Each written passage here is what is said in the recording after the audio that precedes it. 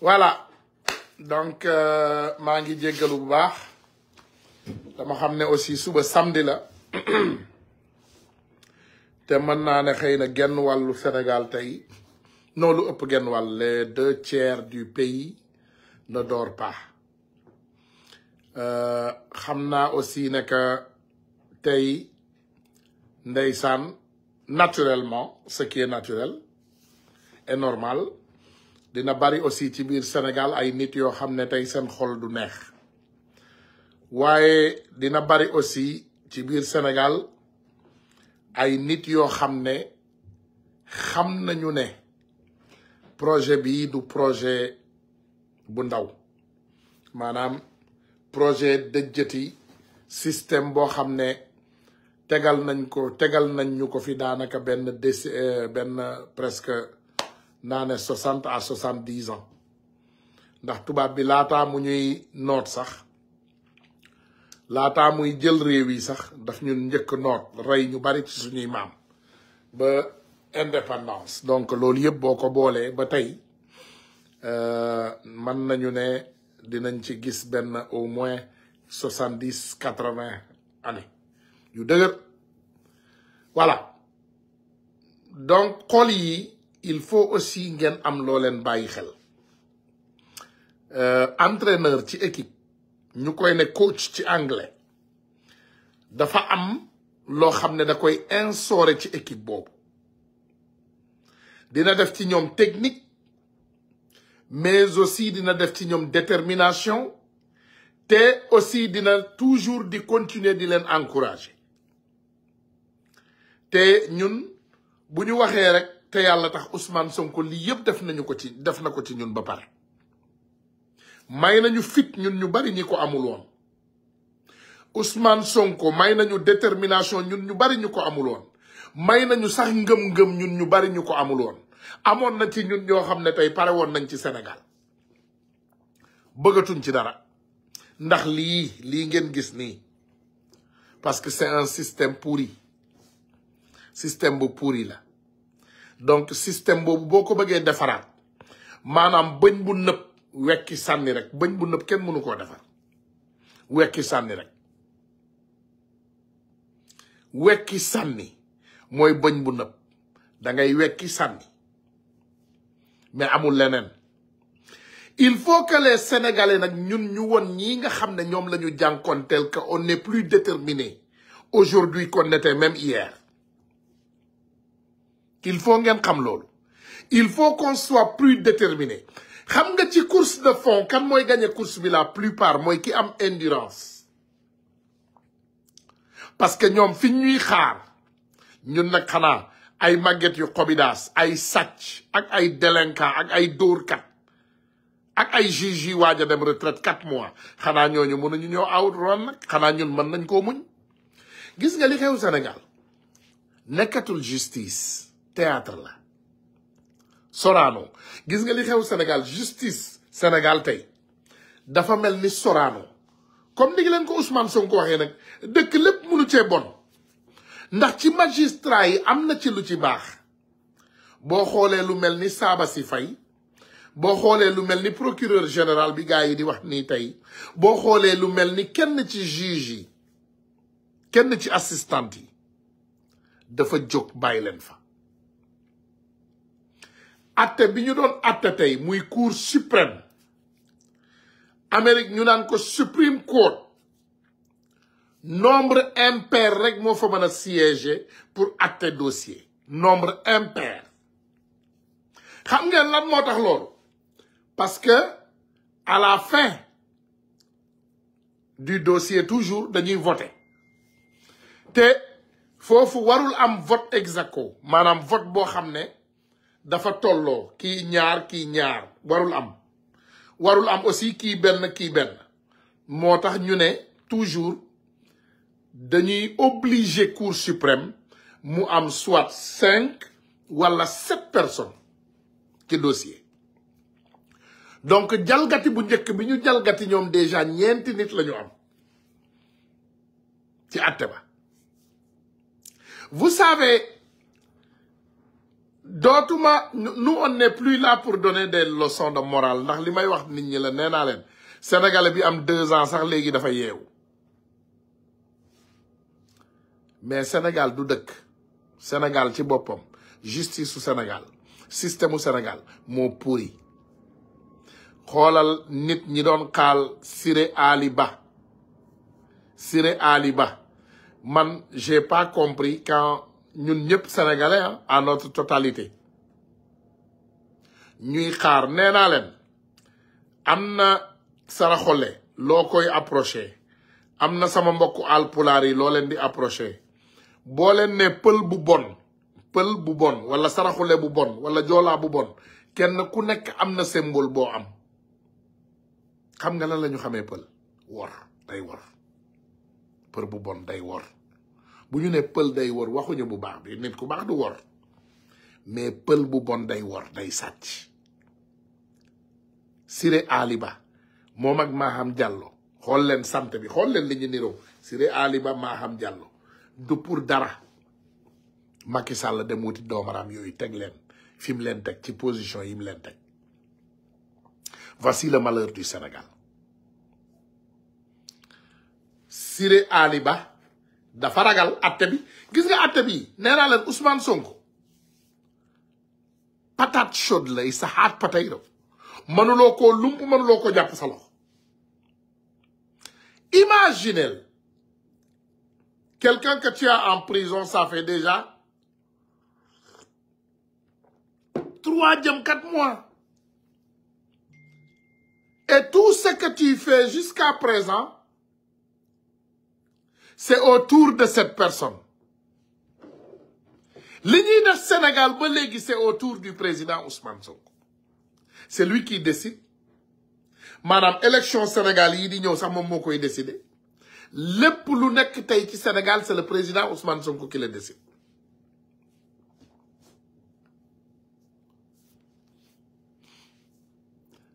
xool leen Siré Ali Ba li mu def tey ngeen xam ne kooku boo ko xoolee ak lunetam yooyu mel ni ku ñu jël rek dugal ci lëfal ndeyam génne xam ngeen nga kooku mënta dogal lu baax ci Sénégal bu dee ñii la ñuy xaar bu yeboo ñu jaay Sénégal partagé ko ku nekk yóbbu sa bos quelqu'un qui va en retraite dans 4 mois jaay na ngoram bu yàgg jël na valise am kii moo ñu reyoon ci élection législative yi c'est ce même Ali Siré Ali Ba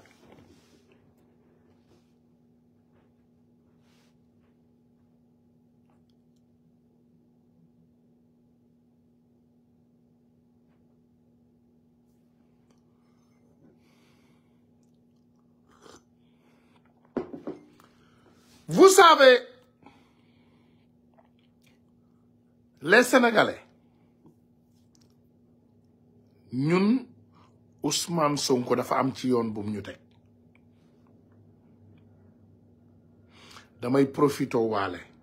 am yenn kàddu yu ma yëkkati rek jëmale ko ci yenn doomu aadama ce n'est pas le moment de clash gis nañ ko nag mu ëpp lool ci réseau bi am ay doomu aadama yoo xam ne dañuy frontalement attaquer suñu ay leader ci Pastef je suis sympathisant quand même mais dañuy gis frontalement ay nit yuy attaquer ay leader te leader yooyu bu ñu wuyoo la plupart des temps ñu jàppaleen defoon nañ ko ci Diomaye def ko ci Amadou Ba tey gis naa ñu koy def ci maanaam Khadija Mahécor gis naa ñu koy def aussi ci kii nga xam ne moom mooy El Malick def nañ ko ci Birame Souleye s'il vous plaît arrêtez et c'est pas des personnes qui ont des crédibilités ndax Pastef parti politique la ku mu neex am nga droit ñëw ci ku mu neexul aussi am nga droit dem ndax yéen yi may wax ni en particulier wër ngeen parti politique u Sénégal yi yépp laataa ngeen di daj ci Pastef seet leen yàlla ngeen may ñu jàmm seet leen yàlla ngeen épargnel ñu suñu leader yi il faut nous épargner nos leaders on a besoin d'eux dimbali leen ñu rek kenn gëmu leen toju leen fen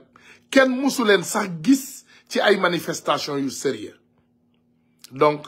mënuloo doo manifester doo def nangam suñu leader yi ku génn wax ngeen génn saaga ko saaga fu mu gënee ñaaw ngeen teg ko sur la plate chaude accuser ko ay mbir ne ko waxal lii waxal lale pourquoi yéen man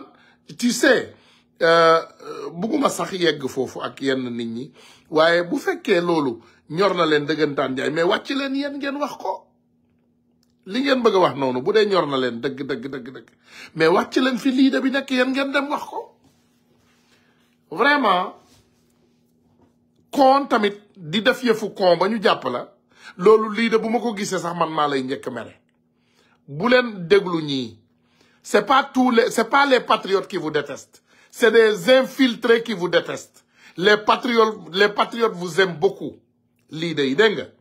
on vous aime beaucoup et on vous respecte te Ousmane Sonko ñun xam nañ ne ñàkkul fayda di continuer désigner nit ci boppu Pastef te deful liggéeyam boo deful liggéey sa liggéey et Ousmane Sonko daf lay dàq ak koo mën a doon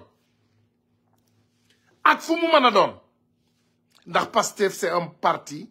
bien parti voilà donc maa ngi ñaanaat ñi nga xam ne yéen a jàpp tegu ci tànk yooyu bis bu ne boo leen saagaa kii xas kii pare attaqué kii on sait que vous êtes infiltré ñun xam nañu leen ay infiltré ngeen dinaa ñëw nag xeex ak yéen dama leen koy wax rek parce que man bëgguma xeexu inconventionnel xeex bu metti laay ñëw xeex ak yéen ba soit man ma génn réseau yi wala yéen ngeen génn réseau yi mais dina metti donc arrêtez avec ces leaders bàyyi leen leaders yi tranquille ku bëgg a wax waxal ku bëggul wax ci ferme tàggal on s'en fout kenn ci yéen Ousmane Sonko yónniw la kenn ci yéen masul yëkkati ñaari kaddu partagé ko ak Ousmane Sonko lu dul ay fen ngeen yor di ko fen et Ousmane Sonko déteste les menteurs arrêtez avec ça on n'a pas besoin de ça voilà beneen bi allez récupérer vos cartes d'identité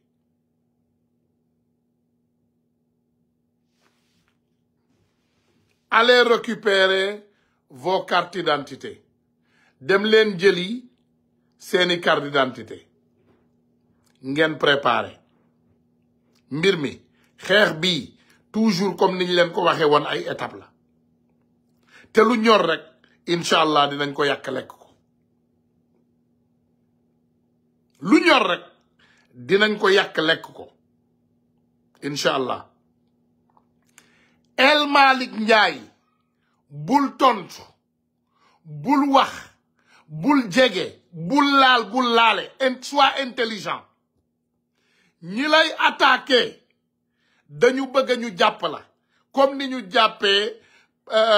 Bassirou Diomaye fàttaleku leen Bassirou Diomaye ndeysaan ay nit a fi génn attaqué ko yëngal mu génn wax benn kàddu ñu jëli ko yóbbu non jarul jaaxle ku bind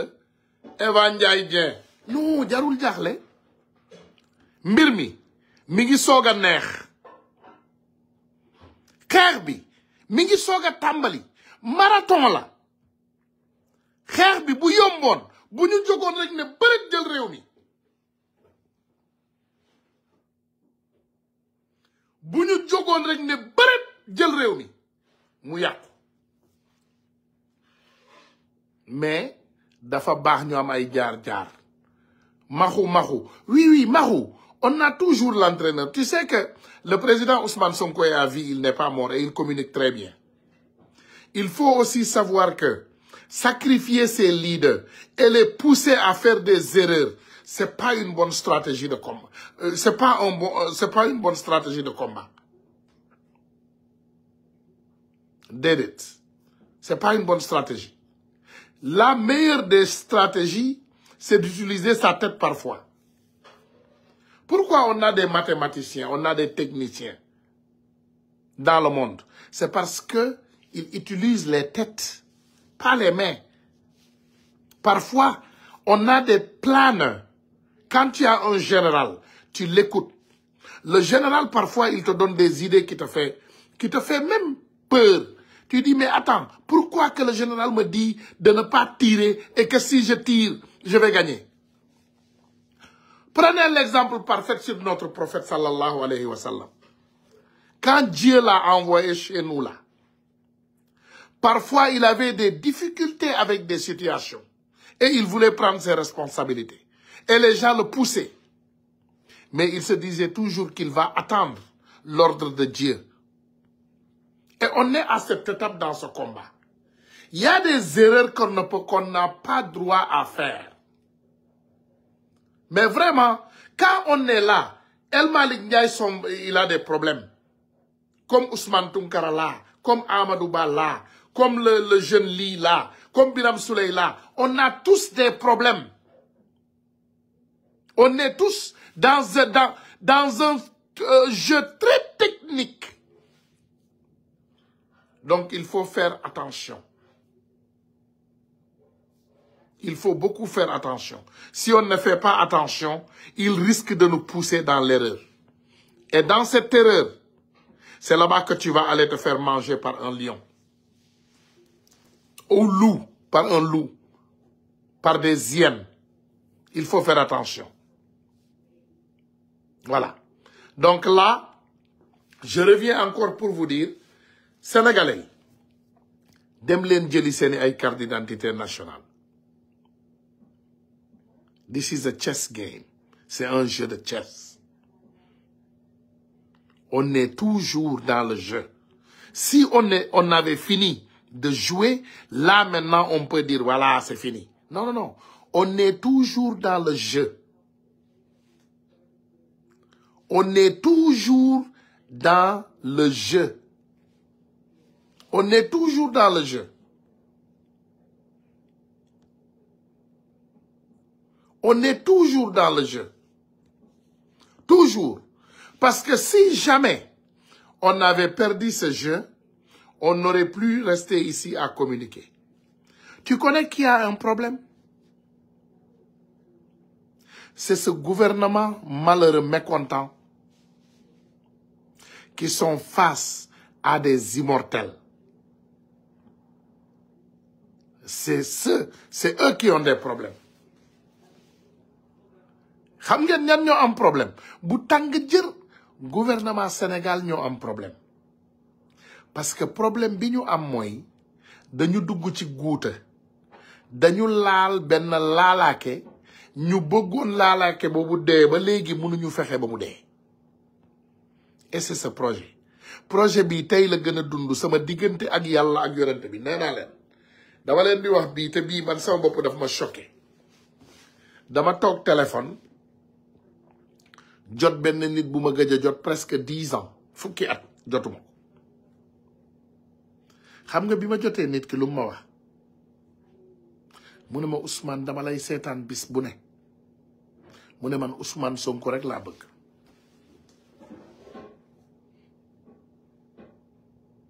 mu ne Ousmane man sa numéro rek laa bëgg man Ousmane Sonko rek laa bëgg yow rek laay seetaan guddi ak bëccëg mais cette personne c'était l'une des personnes qui détestait Ousmane Sonko bi ma koy gëj a dégg booba xawma koy Ousmane Sonko mais dans le futur dans 4 ans 5 ans passés may dégg waxam cette personne pouvait te tuer quand tu dis le nom de Ousmane Sonko près de cette personne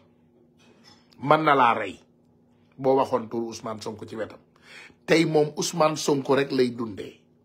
Ousmane Sonko tey par exemple man damay dox ci mbedd dajeeg ay nit yoo xam ne ñu ne ma musuma politique ci àddina musuma déglu politicien ci àddina mais quand j'écoute les mots de Ousmane Sonko je pleure li ay mag ñoo ma koy wax tey rek daje naa ceeg benn boo xam ne mu ne ma j'ai fait 34 ans aux États-Unis c'est la première fois ma daje ak yow mu ne ma man musuma dem sax ci ay ndaje ci marche la ñëw tey mu ne ma j'aime Ousmane Sonko Ousmane Sonko dafa am lu mu def ci suñu xol yi tey la gën a neex mbëggeelu Ousmane Sonko tey la gën a yokk ci suñu xel yi te newoon nañu leen comme ni ko Birame Souleye waxee toujours mu ne Pastef du taalukaayu réew taalukaayu xel la xel mu tàkk nag it can lead to anything xam nga tey boo xoolee lan la ñu Mali rawee lan la ñu Burkina rawee lan lañu Niger rawee bañ a jëflante ak CEDEAO ndeysaan te ñun yaakaaroon nañu ñoo gën a muus ci àdduna bi mais dañu fàtte ne CEDEAO maanaam c'est une manufacture de la France CEDEAO France moo ko defar atte CEDEAO bi tey ñëpp gis nañ ko pourtant gis nga même atte bi CEDEAO bi Karim Wade jotee dañu atte de sa faveur parce que Karim fait partie du système bi Khalifa Sall jotee dañu atte de sa faveur parce que Khalifa fait partie du système mais anti-système bi mu ñëwee ñoom xam nañu ne loolu dafay rey déjà ñoom seen juridiction CEDEAO bi ba pare tey xale bi juddu démb sax xanaa boo laajee sama doom bi juddu démb sax nga ne ko lan moo xew ci Ousmane Sonko injustice Ousmane Sonko bébé Sénégal yi sax xam nañ dañ ko teg injustice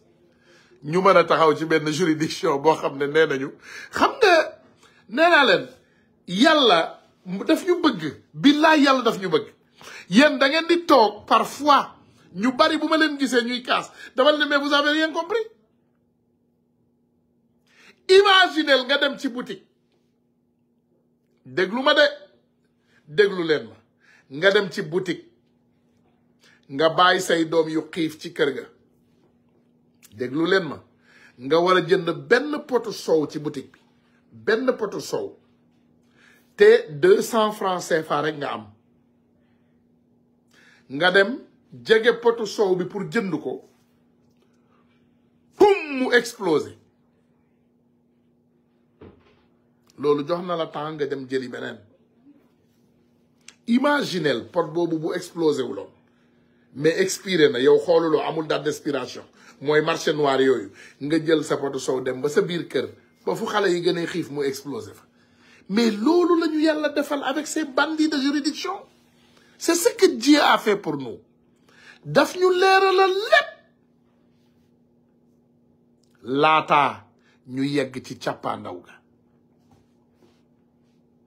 maguy bii ngeen gis imaginel nga déglu au moins bu CEDEAO ne woon waaw vraiment bafoué nañu waaw gaañ nañu Sonko waaw mais xaaral ñu xool est-ce que lii mat na lii wala lii tolloo na ak lële waaye ñu ne non benn droit Sonko kenn bafoué wu ko maanaam si CEDEAO ci gis-gisu CEDEAO verre bi ñu jël rëll toj ci kanamu Ousmane Sonko bi c'est normal ci kanamu CEDEAO parti bu ñu fekk deful benn délit parti boo xam ne moom rek ci Afrique moom mooy déclarer ay patrimoine am teg lépp ci yoon ñu ne parti boobu fekk ko tas ko du dara yàlla du nit gis nga wolof njaay moo waxoon mu ne yàlla buy defar day mel ni kuy yàq bàyyi leen xel ci loolu yàlla buy defar day mel ni kuy yàq yàlla may nañu ay jàmbaaru yàlla ñun ñoo xamul lépp yàlla may nañu ay jàmbaar de yàlla may nañu ay Amadou Ba yàlla may nañu ay Biram Souleye Diop yàlla may nañu ay Guy Marius Sagna yàlla may nañu yàlla may nañu ay nit dof yàlla may nañu ay Tafa Mbër yàlla may nañu yàlla may nañu Ousmane Sonko tey assemblée nationale bu opposition bi est-ce que yéen a ngi fàttaleeku ne suppléants yi ñoo nekk ci assemblée nationale bi c'est les suppléants c'est pas les titulaires maanaam dafa jël ay remplaçant wu équipe dem gagner équipe bi gën a mag ci àdduna bi Siré Ali Ba mii moo nangu ñu buure Podor ak Matam buure urne yi sàcc urne yi buure ko ba mu buure moom mii moo bañoon ñu ubbi kees yi bu ñu ubbi woon kees yi ni kon tey ba léegi Macky Sall ak waa APR minorité la ñuy doon Khalifa Sall mii dimbali woon leen ñu labaj liste bi pour liste bi gars yi rejeté ko ñu rejeté mais anamu tey ba léegi Ousmane Sonko fexe na suppléant les suppléants ñoo nekk nii ci assemblée bi lëmbe ko yéen war ngeen xam ne Ousmane Sonko c'est un magicien Ousmane Sonko c'est un génie politique maintien nañu maintenir live bii tey defuma ko pour mu gudd dama ko def pour mu limité wu pour mu gàtt laay bu ndaw laa bëggoon def pour mu gàtt pour ne rek doomu sénégalais yi tey la ñu gën a yokk suñu détermination ñu ngi préparé waat yeneen xibaar yéen fan ngeen mësee gis ci histoire du Sénégal humiliation bi ñu teg Macky Sall fii ci Amérique fan ngeen ko mësee gis ci histoire du Sénégal ñu teg humiliation bu mel noonu président Macky Sall dootul génn Sénégal di dem ci benn réew nag ci Europe wala Amérique wala fépp foo xam ci Afrique Macky Sall il est fini il va pourrir il va mourir au Sénégal pas ses fils pas ses beaux-frères pas sa femme pas ses ministres léegi ñu nag Macky Sall kat moo ëpp problème Macky Sall à vie nii ngeen defee ne lay mel day dem garde corps yi ñu toppee ko 50 000 garde corps 50 000 policiers 50 000 gendarmes non donc on a gagné ce combat bi gagné nañ ko ba pare gagné nañu combat bi ba pare ce combat est déjà gagné d'avance ñun ñoo yor upper hand man maa la garantiral ne Amadou Ba par exemple xanaa moom mooy doon premier président du Sénégal boo xam ne du mës a tukki fan lay dem ci ban réew mais il n'ose pas voyager les gars Farba Ngom ren gis ngeen ko Amérique Farba ak làmmiñam bu rëy bi ak tappalem yu rëy yi ren gis ngeen ko Amérique Farba vous l'avez vu ici ces gens-là ont de sérieux problèmes Ousmane Sonko waxoon na leen ko nee na leen ñii ñoo ñu ëpp problème parce que au moins nous on dort eux ils ne dorment pas nous on dort ah yéen kenn ku nekk ci yéen tey bu tëddee day nelaw dara topp ko xanaa bëgg Ousmane Sonko mais dara topp ko s'il vous plaît dormez s'il vous plaît continuez à participer continuez à cotiser d'ailleurs sax ñun fii New York dinañu am benn fundraising bu mag a mag on veut lever au moins $1 demi-million loolu la ñu bëgg a lever donc ku ci bëgg rek fexeel déjà nga commencé woote ci numéro Mahdi Mbengue yeeg yooyu ngeen cotiser $100 $200 on veut lever $1 demi-million on est prêt à faire face à Macky Sall et son gouvernement de délinquants fépp fu ñu demati ci àdduna bi on sera prêt et on fera face kan moo am jafe-jafe ñoom ñoo am jafe-jafe ñun amuñu benn jafe-jafe imaginez atte bu ñu attee Ousmane Sonko tey même les bébés connaissent son nom il est déjà président parce que Ousmane Sonko mooy doxal gouvernement Sénégal Ousmane Sonko tey il fait marcher le Sénégal yéen xam ngeen ñun suñu puissance vous connaissez votre xam ngeen ban dayoo la ñu am ci Sénégal xam ngeen ban dayoo la ñu am ci Sénégal xam ngeen dayoo mais kenn xamul fu mu yem ñun tey dañuy yëngal Sénégal gi yëpp ba mu yëngatu baxal Sénégal gi yëpp ba mu bax jaxal Sénégal gi yëpp ba mu jax loolu mooy dëgg le président Ousmane Sonko est l'espoir de toute une jeunesse kenn mënu ci dara ñii ñuy waxal ñoom xam nañu li ñuy wax lan la ils le connaissent combat bii warul yomb gars yi yéen xanaa déggu leen Ousmane Sonko mu ne leen lii du mbirum bënni bët déedéet pare leen ça c'est un combat de long terme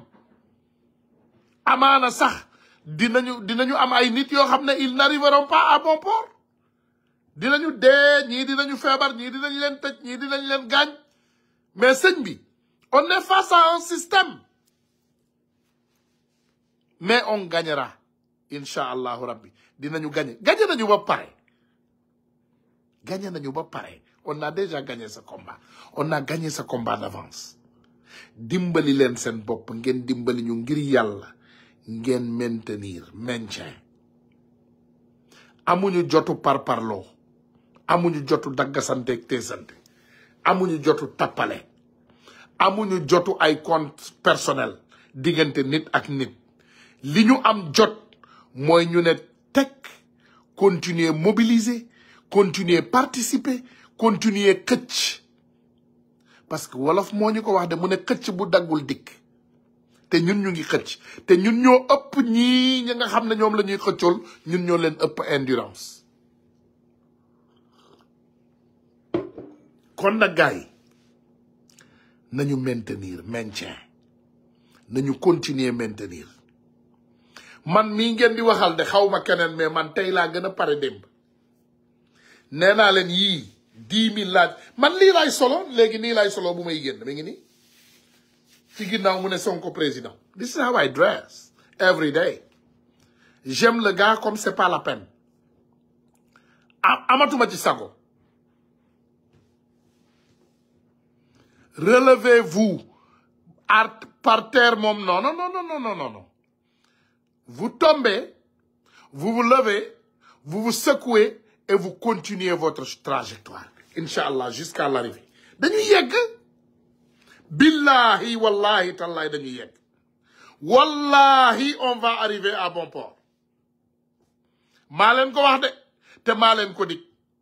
Billahi, wallahi, avec tous ces juges corrompus, avec tous ces journalistes corrompus, avec tous ces Sénégalais, 90% corrompus,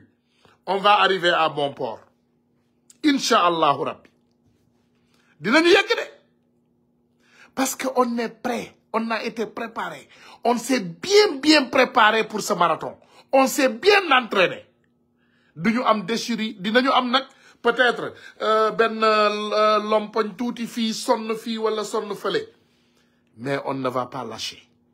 On va continuer. Et on va continuer. Et on va continuer. Yéen, est-ce que xam ngeen ne ñun am nañu ay maam ci combat bi? Tu sais qu'on a des dames qui ont presque 80 ans, ñenn ñi presque 90 ans. Mun naa ne la tienne, la maman, hein, la mienne, hein? Elle a presque 90 ans, mais elle sait tout ce qui se passe dans le système sénégalais. Moom ci boppam moo ne bu ne zizi de moom xanaa zizi yëpp dañ leen corrompre ndax kii moom li mu fi atte dara jaaru ci ak yoon ndax atte bi sax nee nañu maire yi ñoo lay wax lii de ñu ne la atte bi sax nee nañu juróomi nit dafa waroon siéger wala 7 waaye loolu tamit noo ciy siéger ñeent ba pare benn jigéen bi bu dee dem lii màgget bu am 90 ans moo la koy wax. Les vieilles femmes sont plus déterminées que nous. ma profité waale sama benn maman moom mi nekk fii Seattle Washington moom dégg naa saa bu dara dalee Sonko day cardiaque jóg tey toute la journée mi ngi may bind waa Ousmane wala léegi lan mooy xew mais quand tu la donnes les choses comme il faut elle les analyse et elle te revient mu ne j'ai très bien compris mais léegi ñun xale yu ndaw ñun y a beaucoup parmi ce projet il faut ngeen déglu vidéo Cheikh Bara bi pour comprendre. Yàlla musul décevoir une jeunesse déterminée. Dieu n'a jamais déçu une jeunesse déterminée. moo tax yonent bu mu yónni les bons signes c'est que jeunesse bi ñooy topp yonent boobu ñoo koy njëkk gëm. après sooga indi seeni parents indi seeni grands-parents loolu mooy le projet Sonko. man par exemple bi may gëm Sonko ma maman n'était pas Sonko mes frères n'étaient pas Sonko ma sœur était Macky Sall ba yor ay groupe mbootaayu Macky Sall. Mais aujourd'hui même le plus petit bébé de ma maison xam na koy Ousmane Sonko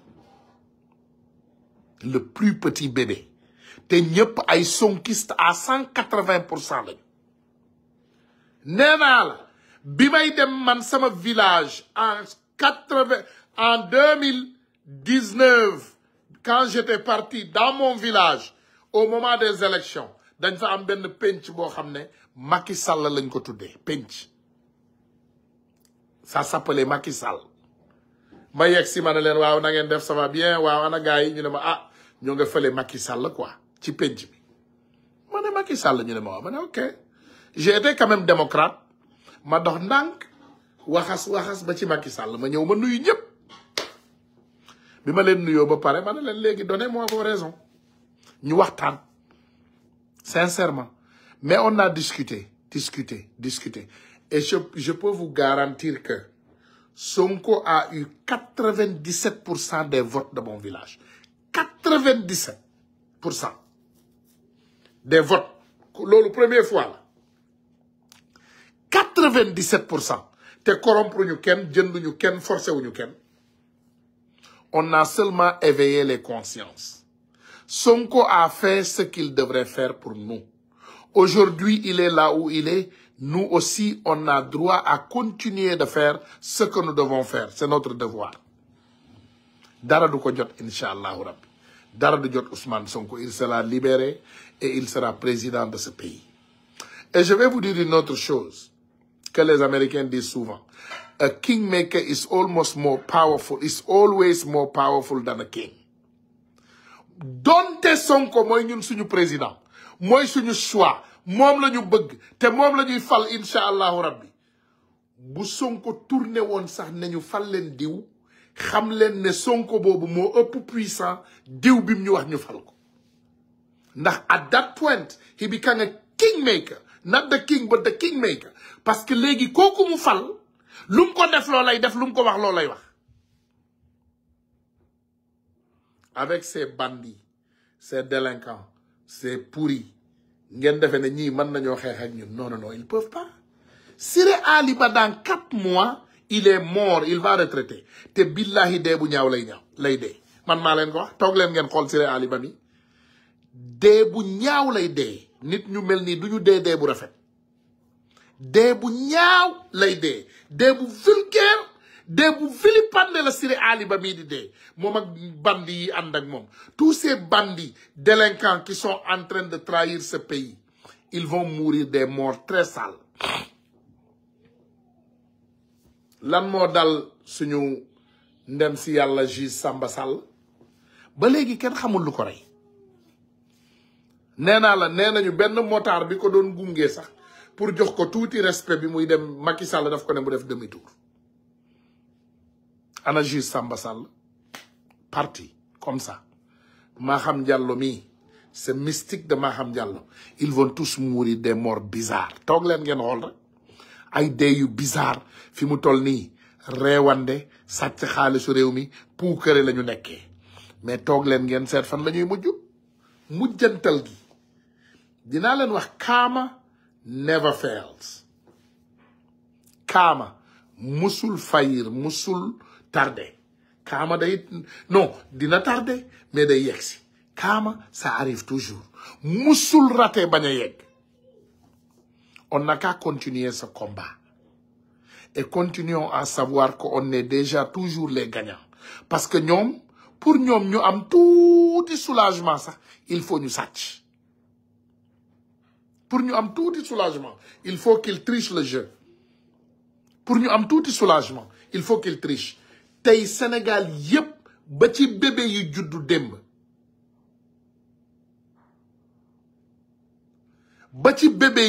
démb xam nañu ne Sénégal tey li fa nekk c'est du n'importe quoi. Même les bébés qui sont nés hier les bébés nés hier xam nañu ne Sénégal li fa xew c'est catastrophique. Ça dépasse tous les bornes li xew Sénégal. Li ma mën a wax rek mooy encore la jeunesse sénégalaise merci pour votre détermination parce que man li ma gëm mooy lu jot yomb xeebaluma leen lu ndaw li ngeen def dama leen di ñaan ngeen yokk seen loxo nag loolu rek laa mën a def mooy yokk leen seen loxo mais xeebaluma leen li ngeen def. Démb gis naa waa Kër Massar ak ñeneen ndeysaan waa Ziguinchor waaw gis naa leen yéen ñëpp. Siré Ali Ba daal def na jurisprudence su Karim Wade nee na mbirum Karim Wade bi ñu jógee nee nañu Doha la enregistré woo fa la ñu war a mën a dem xoolee ay mbiram léegi Ousmane Sonko mii nga xam ne Ziguinchor la enregistré fa la voté moom mooy maire Ziguinchor ñu ne non Dakar moo am juridiction ci àtte Ziguinchor ci àtte Ousmane Sonko xam ngeen ne ñii théâtre ñu sax seen théâtre sax saful xorom seen dara saful xorom gars yi maintien Ali Siré Ali Ba kottu yumma tekkiwul dara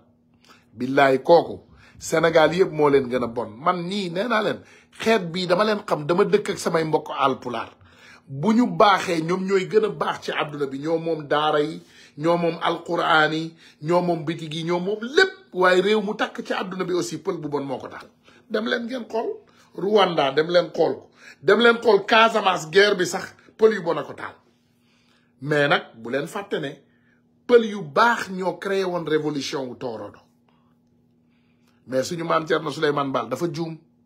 mu ne ñu jël jaam yi gorel leen jaam yooyu ñu gorel leen ñoom xatxaana doomu xaraam yi genre Macky Sall yi ñoom ñoo nekk tey di ñu toroxal suñu maam Souleymane Thierno Souleymane dafa juum ku baax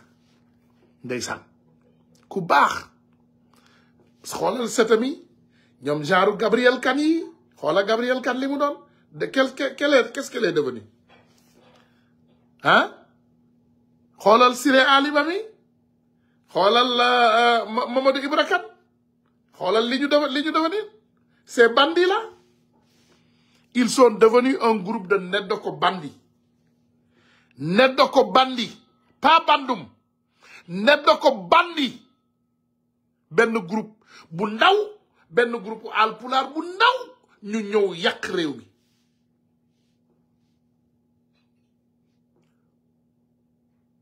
réew mi benn groupe bu ndaw ñëw yàq réew mi benn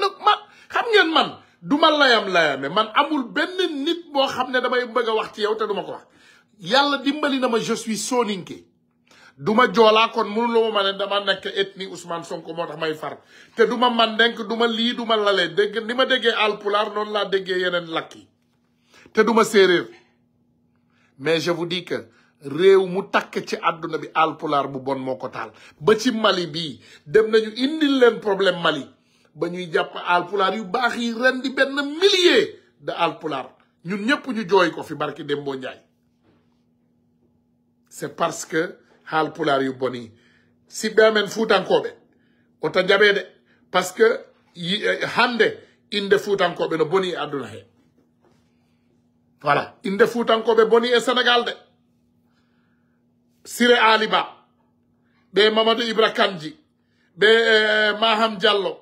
ɓe bandiɓe Farba Ngom ɓe bonni inde fuuta de voilà yàq nañu réew mi de yàq nañu réew mi lu fi tàkk Macky Sall mii ak quelques alpulaar ñoo ko taal oui on a des terroristes au Sénégal oui les terroristes c'est Macky Sall et sa bande te lii di ngeen ne l'histoire retiendra peut-être je ne serai pas en vie pour ma seede ko ndax yàllaa xam mën naa fee génn suba faatu yàlla moo xam mais maa ngi leen di garantiral ne di leen giñal ci yàlla ak yonentam bu tedd bi ne Sénégal lépp lu ko taal sama mbokku alpulaar yi ñoo ko taal ñu ngi ciy def nag liggéey bu jàngi dayoo ndax ñu ngi góorgóorlu pour taal Sénégal à tout prix Macky Sall ak ñi mu àndal ñu ngi góorgóorlu taal réew mi à tout prix parce que moom juge yi sax bu leen di tànn day dem tànn ay alpulaar parce que xam na ne ñoo yomb manipuler Siré Ali Ba mii kii nee nañ leen baayam dafa amoon ay taxawaay mais man li ma déggoon ñuy wax ci baayam amul way bu baax parce que nit moo ma masa woo ci tappaleem mu njëkk ba ma wax rek mu ne ma kii papam Ali Siré Ba la tuddoon maanaam maamam lañ ko tuddee Ali mu Siré Ba mooy Siré Ali Ba Siré mu Ali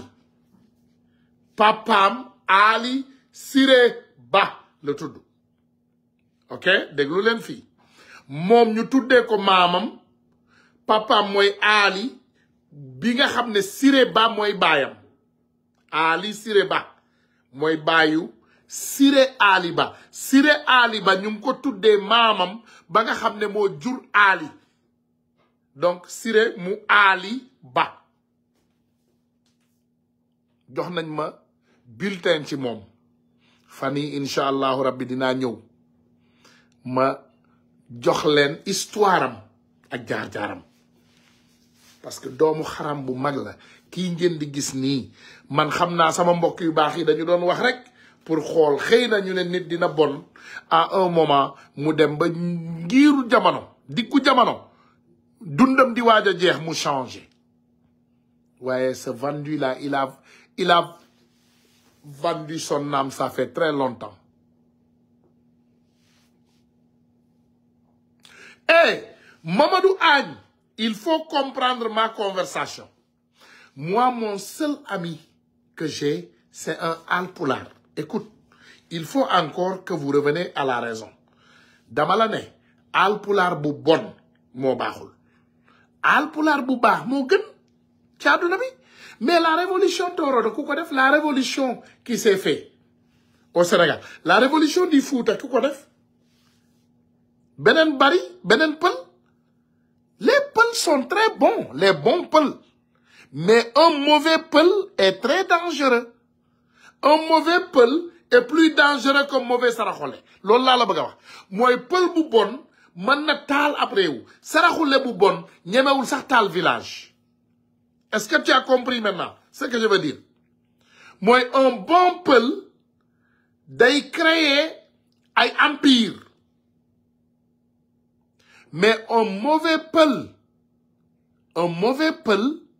man na taal ab réew, un seul. Man li may wax xam naa ko de. Parce que sama mbokku alpulaar yi comme ni ñu amee ñu baax a baax ñoom ñoo gën a gaaw ci wor. Comme ku bon ki pël bu bon moo gën a gaaw wor. Am na ay xeet yoo xam ne par exemple tey ma jox la exemple bi gën a parfait. Ça n'a rien à foutre avec Ousmane Sonko. Mais tey ay séeréer wala yenn xeet yi bari na ci Sénégal yoo xam ne vraiment dignité xoolal tey ce juge Sabassi Faye comparé avec un juge qui va en retraite en 4 mois. Sabassi Faye, il a toute sa vie devant lui. Il pouvait prendre les milliards et se taire et aller dormir. Mais il a refusé. Il a refusé catégoriquement les milliards. Il a refusé. Il a refusé catégoriquement les milliards. Et qu'est-ce qui s'est passé aujourd'hui avec Siré Aliba? Siré Aliba a pris les milliards.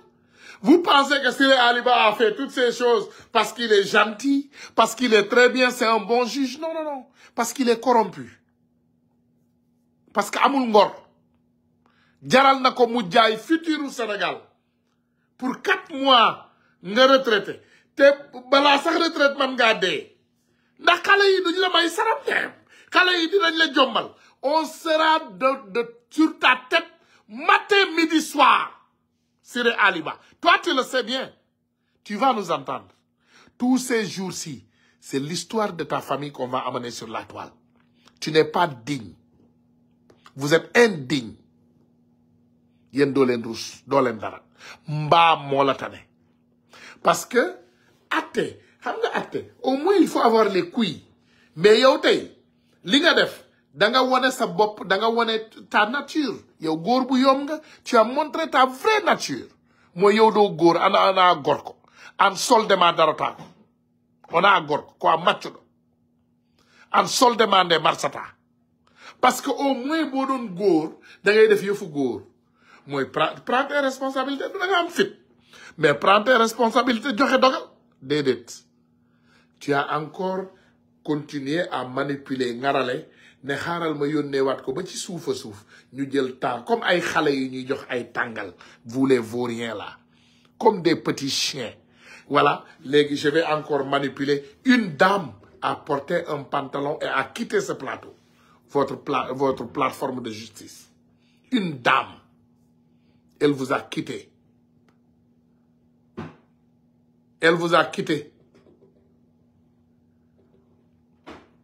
une dame. Elle a pris ses responsabilités, elle a quitté. Parce qu'elle savait que vous n'êtes pas des hommes. Yen dolen ay goor. Dolen ay gooru yalla. Ces vieux retraités-là, ils sont prêts à brûler l'Afrique pour ne pas faire tomber le système. Et on va continuer à résister, Inch'Allah Rabbi. Gaay, ma joxaat len dig daje suba, Inch'Allah Rabbi. Tay dama ñëwoon ma ñëw waxtaan ak yéen ndax xam naa ñu bari ci yéen gisu leen ñu après suñu marché di ngeen sama grand découragé ñun ñëpp découragé nañ non même pas on vient juste de commencer ce combat. Et ce combat va continuer. Ça va continuer et on va maintenir. Léegi nag c'est quelques journalistes corrompus yoo xam ne yéen a ngi doon fecc ci kaw toile yi fan yëpp ngeen di dof-doflu xam leen ne ñëwaat nañu encore et on a 1 mois à faire la guerre avec vous encore incha allahu rabbi te Sonko moom président rek bu soobee yàlla maintien rek bu soobee yàlla Sonko ba ci biir palais wa salaamu aleykum wa rahmatullahi wa barakatuh